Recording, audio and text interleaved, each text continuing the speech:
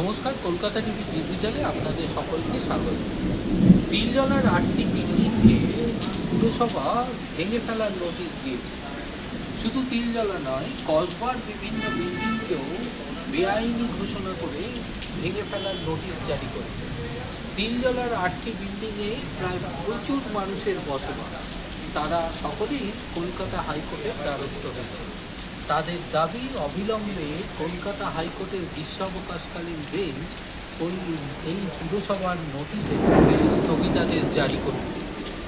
অপরদিকে আইনজীবীর দাবি যে বেআইনি নির্মাণ ভাঙার জন্য নির্দিষ্টভাবে নোটিশ জারি করেছে পুরসভা। কোনো বাড়ির প্ল্যান পর্যন্ত অনুমোদন নেই। তাই এই বাড়ি ভেঙে ফেলার জন্য নোটিশ দিয়ে পুরসভা চায় এই বিল্ডিংগুলিকে সম্পূর্ণভাবে ভেঙে ফেলতে। তার কারণ, কলকাতা শহরে এই বেআইনি নির্মাণের ফলে বহু মানুষ বিভিন্নভাবে ক্ষতিগ্রস্ত হচ্ছে। বিচারপতি শম্পা দত্ত পালের নির্দেশ যে আপাতত কলকাতা পুরসভার নোটিশের উপরে স্থিতাবস্থা বজায় থাকবে, অর্থাৎ এই মুহূর্তে ভাঙার বিষয়ে কোনো রকম পদক্ষেপ গ্রহণ করা হবে না।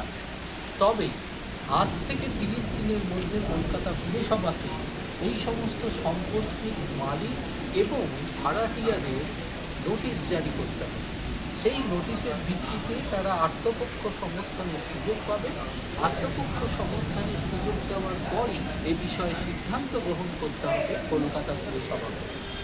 এমনটাই নির্দেশ কলকাতা হাইকোর্টের গ্রীষ্মাবকাশকালীন বেঞ্চের বিচারপতি শম্পা দত্ত পাল। ক্যামেরায় অরিন্দম মহন্তের সঙ্গে পীযূষ কান্তি দাস, কলকাতা।